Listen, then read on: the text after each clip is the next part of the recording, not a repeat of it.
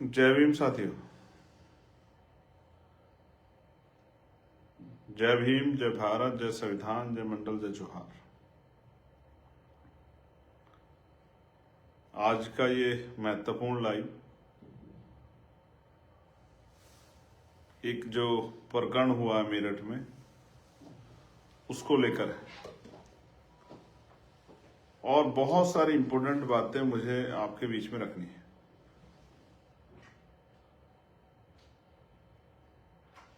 वो बातें इस पूरी घटना से जुड़ी हुई हैं और कुछ ऐसे खुलासे भी हैं जो शायद आपको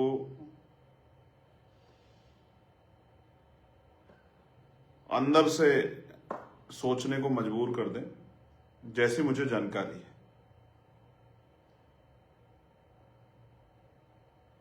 लेकिन क्योंकि स्थिति बड़ी अजीबोगरीब थी और मुझे जो भविष्य में खतरा दिख रहा है इस मामले में, तो मुझे लगा कि आपको उसके प्रति सचेत करना जरूरी हो गया है। सर्वप्रथम तो मैं बहुजन समाज में जन्मे सभी संतों, गुरुओं, महान पुरुषों को नमन करता हूं और उनको नमन करना इसलिए जरूरी है उन महापुरुषों को क्योंकि उन महापुरुषों का बहुत बड़ा योगदान है। तो आज में जो इम्पोर्टेंट बात है, जो मुझे लग रहा था कि अगर आप तक नहीं पहुंची तो खराब हो जाएगा, आप तक ये बात जानी जरूरी है और आपके माध्यम से पूरे देश तक, जहां तक भी लोग इस मामले को जानना चाहते हैं उसको उन तक ये बात पहुंचे। प्यारे साथियों, इस ये घटना को लगभग अब 60 घंटे करीब बीत गए और इन 60 घंटों में मैं चाहता था कल परिवार के पास मिलने जाना, लेकिन वहां के बड़े सीनियर अधिकारी से मेरी बात हुई। उन्होंने मुझसे 24 घंटे का समय मांगा कि हमें 24 घंटे का समय दीजिए, हम गिरफ्तारी करेंगे, हम बेटी को बरामद कराएंगे। और जब वो समय पूरा हो गया तो आज मैं परिवार से मिलने के लिए गया। और आप ये समझिए कि कहीं भी कोई घटना होती है तो परिवार से मिलने के लिए लोग जाते ही हैं, उनका दुख बांटने के लिए। और जो मतलब उस तरह की जनप्रतिनिधि हैं वो इसलिए भी जाते हैं कि परिवार का जो विषय है, उनकी जो मांग है, उनके मन सामने जो परेशानी है उसको उठाएं और उनको एडमिनिस्ट्रेशन, पुलिस, वरिष्ठ अधिकारियों के, मीडिया के माध्यम से उनके संज्ञान में, मुख्यमंत्री और तमाम बड़े अधिकारियों तक उनकी अपनी बात पहुंचाएं, जिससे उस परिवार की मांगों पे सरकार चिंतन करे। तो आज जब मैं चला तो यहीं से पुलिस ने मुझे जो है उस तरह से मेरी निगरानी करनी शुरू की और मेन हाईवे जो है गाजियाबाद का, वो हाईवे पर बैरिकेडिंग लगा के मेरी गाड़ी को रोक लिया।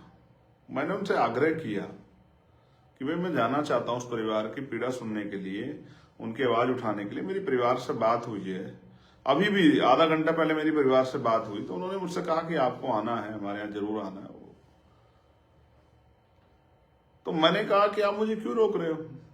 तो उन्होंने जबरदस्ती की, गाड़ी रोक दी, मुझे पैदल उतर के चलना पड़ा, रोड कई बार जो रोड बदलने पड़े, दौड़ लगानी पड़ी, तमाम तरह से प्रयास था कि मैं वहां जाऊं क्योंकि हमारे हजारों कार्यकर्ता वहां इंतजार कर रहे थे।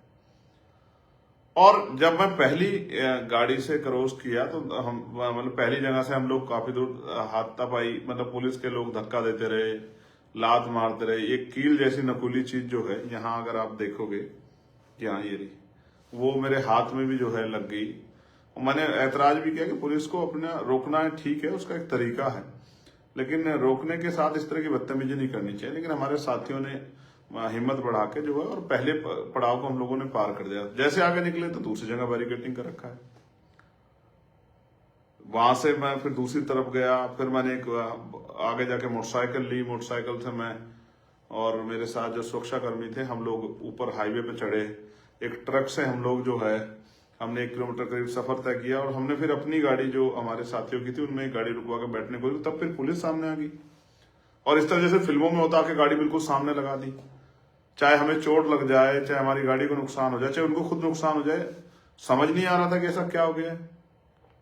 फिर मैं उसके बाद वहां से भी क्रॉस करके हम भागे वहां से, फिर एक गाड़ी अगली पकड़ी, फिर आगे गए तो आगे देखा फिर बैरिकेडिंग लगा कर फिर मैं नीचे चला गया।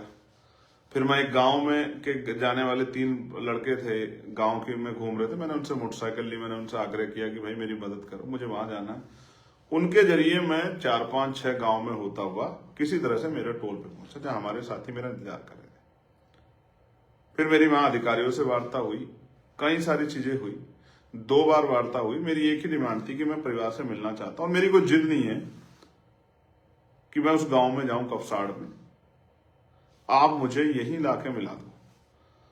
और पुलिस इस बात पर अड़ी हुई थी कि भाई आप गाजियाबाद वापस चले जाओ, हम गाजियाबाद और दिल्ली या दिल्ली मिलने की व्यवस्था करा देंगे, जब हमारी टीम वहां विरोध कर रही थी।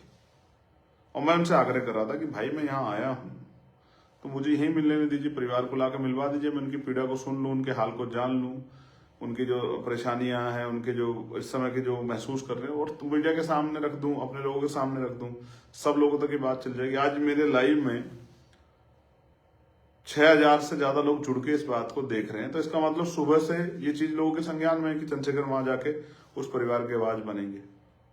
अब मैं जो इंपोर्टेंट बातें आपको बता रहा हूं, फिर वहां मुझे वरिष्ठ अधिकारियों ने बताया कि बेटा और बेटी बरामद हो गए हैं और आपकी जो मेहनत थी वो सफल होगी, पुलिस को सफलता हासिल होगी है। ये बात उन्होंने मुझसे कही। लेकिन इस बात सिर्फ यहीं तक नहीं खत्म हो रही है, वो परिवार किस हाल में है।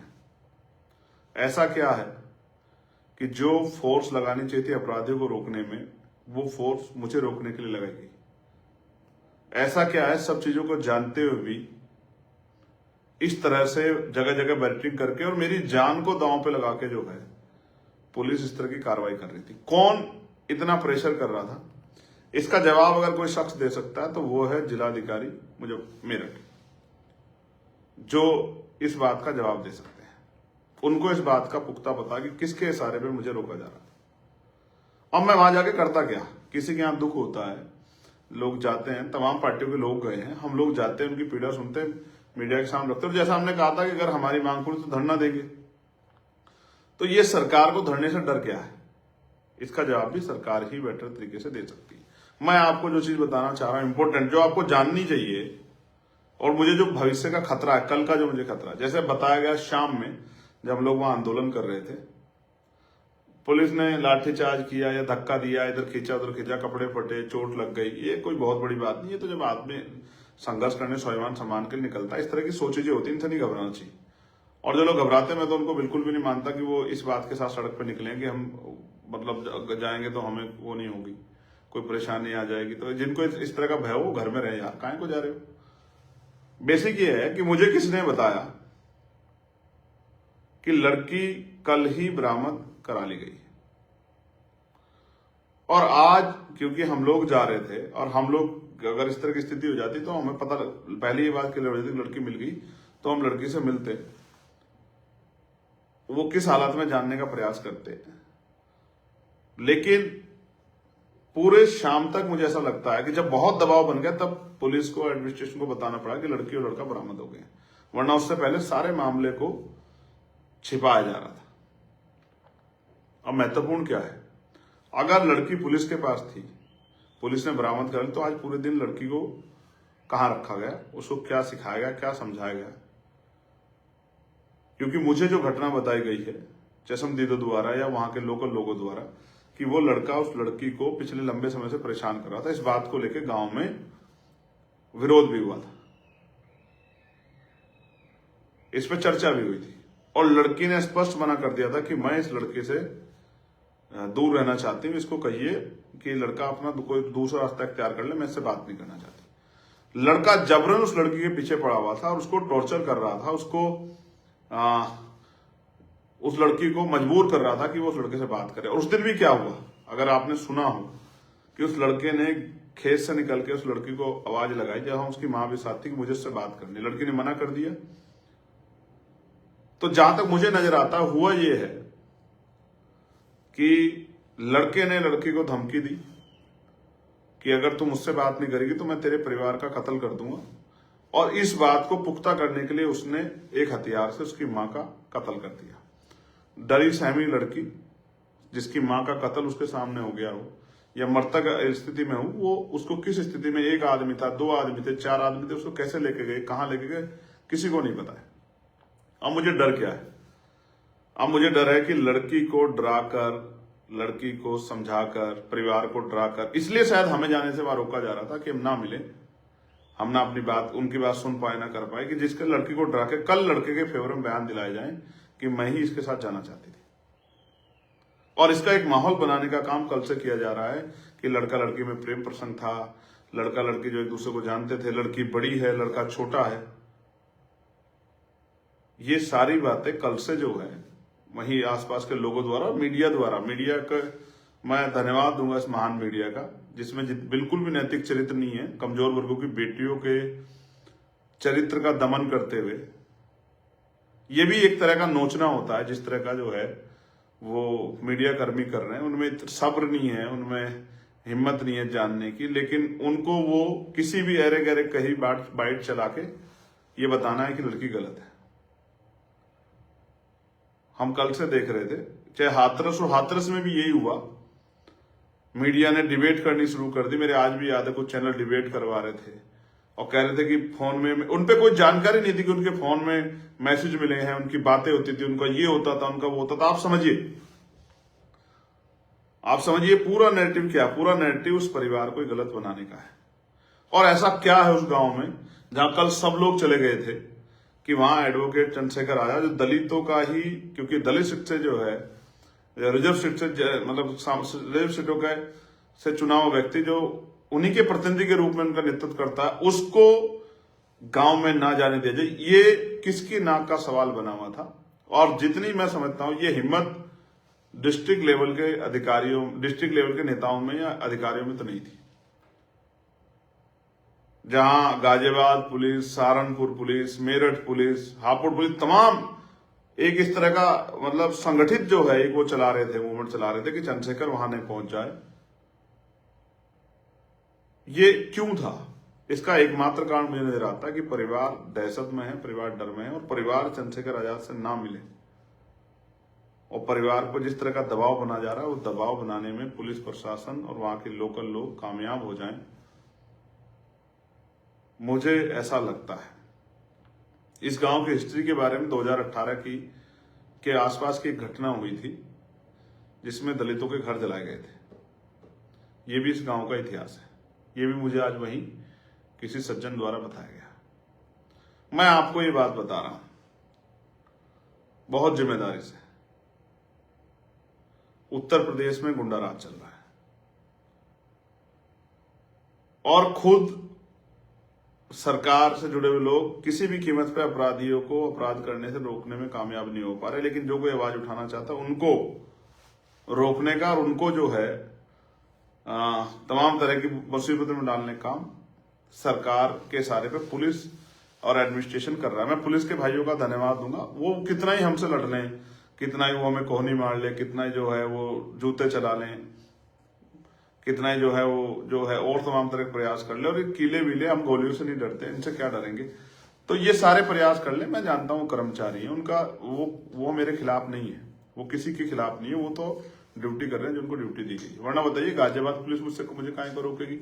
मामला मेरठ का है, और मेरठ में भी मैं तो इस बात पे भी असहमत नहीं था कि भाई मुझे गांव में जाना है। मैं तो इस बात पे भी सहमत था कि मुझे गांव में, अगर आप गांव में दिक्कत है किसी भी तरह की, जो कल तक तो नहीं थी, कल तो ज्यादा आक्रोश था, कल तो ज्यादा लोग चिंता में थे, कल सिचुएशन वैसी थी, तो कल तक इतने लोग गए सबको, तब तो दिक्कत नहीं आई। लेकिन आज जब काफी चीजें बीत गई हैं तो हम परिवार को सुने बगैर कैसे वो करेंगे? तो आज ऐसा क्या हुआ कि मुझे वहां नहीं जाने दिया गया? ये बहुत बड़ा चिंता का सबब है। और हो सकता है कल लड़की जो है किसी डर में, क्योंकि कोई मजबूत आदमी तो है नहीं समर्थन में वहां खड़ा दिख रहा है, हो सकता है डरा के धमका के कल उस लड़की से फेवर में बयान दिया जाए। ये मेरा डर है। पहले मेरा डर यह था कि हो सकता है उस लड़की की हत्या कर दी जाए, और हो सकता है उसी के ऊपर इल्जाम लगा दिया कि उसने अपनी मां की हत्या कर दी होगी। लेकिन अब मेरा डर यह है कि हो सकता है कल पीड़िता से डरा के आरोपी के फेवर में बयान दिला दी जाए और पूरे मामले को पलट के साबित कर दिया जाए कि लड़की ही लड़के को लेकर चली गई थी।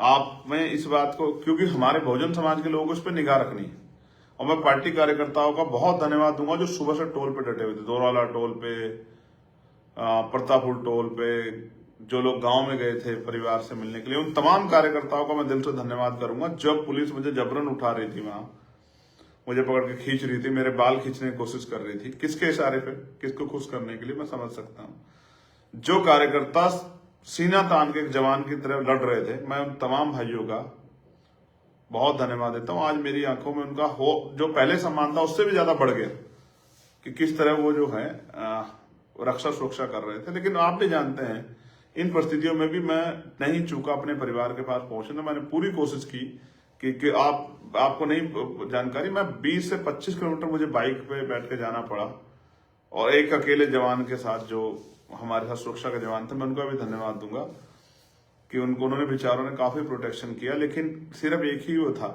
और तमन्ना ये थी कि उस परिवार से जाके मिला जाए, क्योंकि जो समय दिया गया था पूरा हो गया था।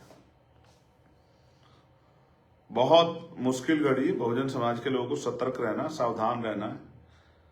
और मैं ये पूछना चाह रहा था, मैंने कहा भी मीडिया से कि कपसाड़ जो है वो पाकिस्तान के टेरिटरी में है क्या? कि वहां एक चुना हुआ सांसद जिसकी बहन को उठा लिया गया है, जिसकी जो है मां की हत्या कर दी गई, वो अपने परिवार से नहीं मिल सकता, कि ये पाकिस्तान में है क्या? क्यों? मेरठ जो दिल्ली से 100 किलोमीटर नहीं है, रोड से जो गांव 3 किलोमीटर स्थित है हाईवे से, उस गांव में एक चुना हुआ जनप्रतिनिधि, एक सांसद क्यों नहीं जा सकता? मेरे वहां जाने से किसे खतरा था? इसलिए मेरी चिंताएं बढ़ी हुई हैं। मेरे मन में इस बात का भय है कि उस बेटी के साथ उसको डरा कर, धमका कर, हो सकता है आरोपियों के फेवर में बयान करा दिए जाए। लेकिन हम भी इस मामले पे निगाह बनाए बैठे, हम भी छोड़ने वाले नहीं है। हमारी टीम बेटी से मिलने की कोशिश करेगी, और कोशिश करेगी उसको किसी तरह का दबाव उसके पार ऊपर ना बनाया जाए। परिवार से मेरी अभी बात हुई, वो उसके पिता और भाई नरसी, उनके पिता दोनों रो रहे थे। वो कह रहे थे माँ तो चली गई, माँ को तो आप देख नहीं पाए, लेकिन पिता को आके देख लो। उनकी इच्छा थी, लेकिन उनकी इच्छा के विरुद्ध क्यों जो है प्रशासन किसी भी कीमत पे, आप ये समझिए कि जब मैंने उनसे आग्रह किया, डीएम ऑफिस मिलवा दो, सर्किट हाउस मिलवा दो, लेकिन ऐसा क्या था कि मुझे परिवार से ना मिलने का जो है, ये किसका आदेश था कि चंद्रशेखर को परिवार से नहीं मिलने देना है? आप समझिए, उत्तर प्रदेश है जहां कानून के राज की बात करते हैं, मुख्यमंत्री हर चौराहे पे यमराज खड़े, हर चौराहे पे यमराज खड़े। कहीं कोई बेटी का अपमान कर जाएगा तो वहां यमराज मिलेंगे और वो कहीं ऊपर चला जाएगा। लेकिन यहां तो 52 घंटे बाद यमराज नहीं मिले। कहां गए आपके यमराज, मुख्यमंत्री जी? और जो लोग जा रहे हैं परिवार से मिलने के लिए, उनको रोक रहे हैं, उन पर डंडा चला रहे हैं, उनको जो है अपमानित कर रहे हैं। सब समझ रहे हैं, जनता देख रही है, जनता देख रही है। और जिस तरह का व्यवहार जो है, मुझे लगा कि बाद में पुलिस आधार बनाएगी कि भाई हमारे कार्यकर्ता भी गुस्से में आ जाएंगे। तो मैंने कहा ठीक है, हम लोग नहीं जब मिलने देते कोई बात नहीं, हमें तो अपने लोग समझाने नहीं मिलने देंगे, कोई बात नहीं। लेकिन मैं बहुत जल्द कपसाड़ जाऊंगा, मैं इस बात का आपको विश्वास दिलाता हूं। जब कपसाड़ मेरठ में है और वो पाकिस्तान की टेरिटरी में नहीं है, चाइना की टेरिटरी में नहीं है, तो फिर एक चुना हुआ सांसद वहां क्यों नहीं जा सकता अपने परिवार से मिलने के लिए? जब तक मैं वहां नहीं जाऊंगा, मैं भी चैन से नहीं बैठूंगा। और मैं अपने मेरठ के साथियों को धन्यवाद दूंगा जो पिछले 2 दिनों से वहां डटे हुए हैं। एक एक कार्यकर्ता का हमारी पार्टी के नेता होगा, और मैं उनसे कहूंगा कि निगाह बना के रखें, बिल्कुल नहीं छोड़ना है। किसी भी कीमत पे बहन बेटियों के सम्मान की रक्षा करनी है, उनको न्याय दिलाना है। और क्योंकि बेटी बरामद होगी, ये सूचना उन्होंने मुझे अधिकारियों ने दे दी थी, इसलिए मैंने ज्यादा वो भी नहीं किया। मैंने प्रयास किया कि ठीक है, जब बेटी बरामद हो गई है, और एक आरोपी पहले बरामद उन्होंने पकड़ लिया था जो नामजद है, और एक जो है वो बाद में, अब जब मैं गया वहां, उन्होंने मुझे बताया कि आपकी डिमांड पूरी हो गई।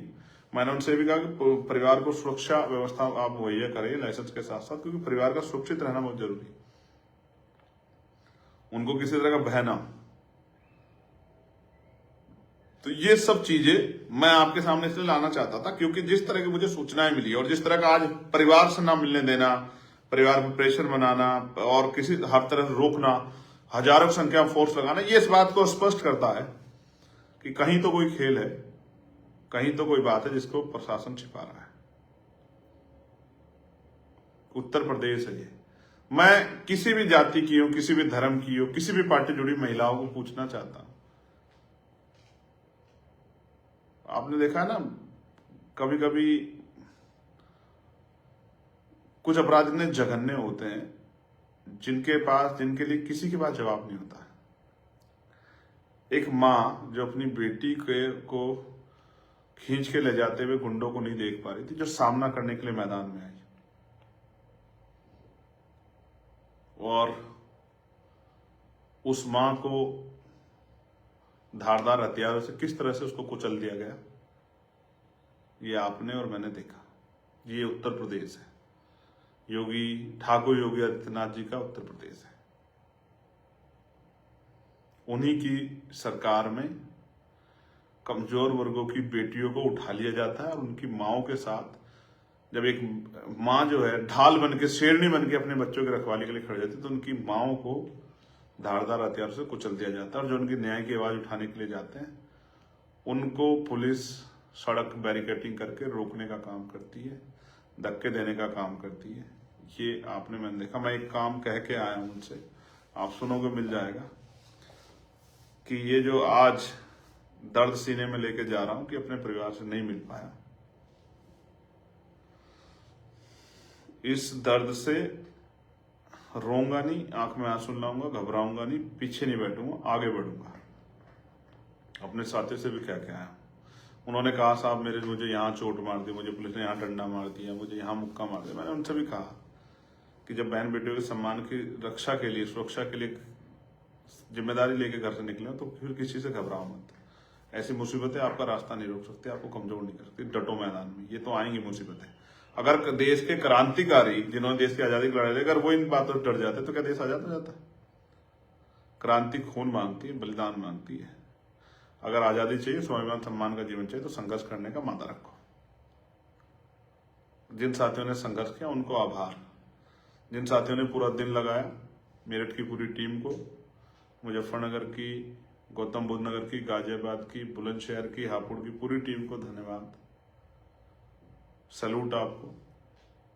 और स्पेशली मेरठ की टीम को जो डटी रही, बिजनौर के साथियों को भी जो हमारे साथी आए थे, उन सबका भी धन्यवाद। हमारी नेशनल टीम के साथी भाटी जी जो आज बहुत खूब संघर्ष किया, हिमांशु भाई, अमित भाई, निजाम भाई, सतपाल चौधरी जी, कपिल भाई, उन तमाम साथियों को, एक एक कार्यकर्ताओं को, सभी जिलाध्यक्षों को, प्रदेश की टीम को, मंडल की टीम को, मिशन 78 के भाइयों से मैं मिला वहां थे, सबको मेरा धन्यवाद। लेकिन मैं आपको बहुत जिम्मेदार से कह रहा हूं, ये शुरू हुआ, अंत नहीं। साहब कहते हैं जिस समाज को मुफ्त में खाने की आदत हो जाती है वो कभी क्रांति नहीं करता, और जो क्रांति समाज नहीं करता वो अपने अधिकारों की रक्षा नहीं कर पाता, जो वो शासक समाज भी नहीं बनता। जो शासक समाज है उसकी बहन बेटियों का रोज अपमान होता है, उनको रोज जूते अब खाने पड़ते हैं। इसलिए शासक बनो। और मैं आपसे कह रहा हूं, क्रांति का ये जो पर्व है इसमें आहुति दो, आगे बढ़ो, संवैधानिक रूप से संघर्ष करो, पढ़ लिख के मेहनत करो, भाईचारा बनाओ। फिर इस तरह का कोई गुंडा, आप सोचोगे अगर कल ताकत आपके हाथ में तो कोई गुंडा आपकी बहन को उठा ले जाएगा। मैं तमाम कमजोर वर्गों को कह रहा हूं, मुसलमानों को, पिछड़े वर्ग के लोगों को, संविधान को मानने वाले सामान्य जाति के लोगों को, जो बाबा साहब अम्बेडकर की विचारधारा में, फूले साहब की विचारधारा में विश्वास रखते हैं, उनको भी कह रहा हूं, तमाम दलित समाज के लोगों को कह रहा हूं, महसूस करके देखो। उस माँ के बारे में, उस भाई के बारे में सोचो जिसकी माँ खो दी और बहन किस हालत में है और 52 घंटे से गायब थी। उस पिता के बारे में सोचो जिसकी पत्नी को कुचल दिया गया और जिसको बेटी को अपना सम्मान मानता, वो 52 घंटे तक गायब है। वो, मैं तो समाज को परिवार मानता हूँ, इसलिए मेरे अंदर जो फीलिंग है, फिर मैं ना अपनी तबीयत के बारे में, ना अपनी सेहत के बारे में, ना किसी और चीज के बारे में फिर नहीं सोचता। मैं एक दिन का समय मांगा था, पूरा हो गया था, इसलिए मैं गया था। और आपको इस बात के लिए मैं बता देता हूं कि बेटी बरामद हो गई है, जो सबसे बड़ी डिमांड थी हमारी कि बेटी सकुशल है, बेटी बरामद होगी, ये बात मैं आपको बता रहा हूं। लेकिन ये भी इसके लिए भी कर रहा हूं कि बेटी का बयान जब तक ना हो जाए, आप लोग नजर रखना। मैं फिर कह रहा हूं, बेटी को डराकर उसके बयान को अपराधियों के पक्ष में कराने के लिए एडी चोटी के जोड़ लगाए जाएंगे, ऐसा मेरा विश्वास है। इसलिए हमें नजर रखनी है, अपनी मां के हत्यारों को सजा दिलवानी है और उस बेटी के सम्मान की रक्षा करनी है। मैं आपका भाई चंद्रशेखर आजाद, आज आपके संघर्ष को धन्यवाद।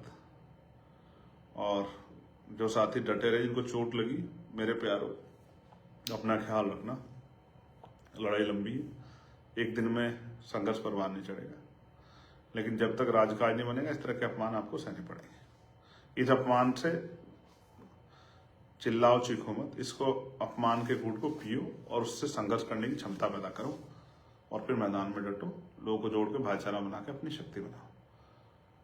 आभार, धन्यवाद। जय भीम, जय भारत, जय मंडल, जय जोहार, जय संविधान, जय जवान, जय किसान, जय विज्ञान, जय लोकतंत्र। जैसी भी बात रहेगी आपके बीच इसी मीडिया के माध्यम से आकर रखूंगा। मैं क्यों नहीं जा पाया इसके बारे में आप चिंतन करना कि क्या कारण था कि मैं नहीं जा पाया और कौन था जो चाहता था मैं ना जाके परिवार से मिलूं, और ऐसी क्या बात थी जो छिपाई जा रही थी जो मेरे जाने से सामने आ जाती। मेरी नजर इस पूरे मामले पे आप भी नजर रखिए। धन्यवाद।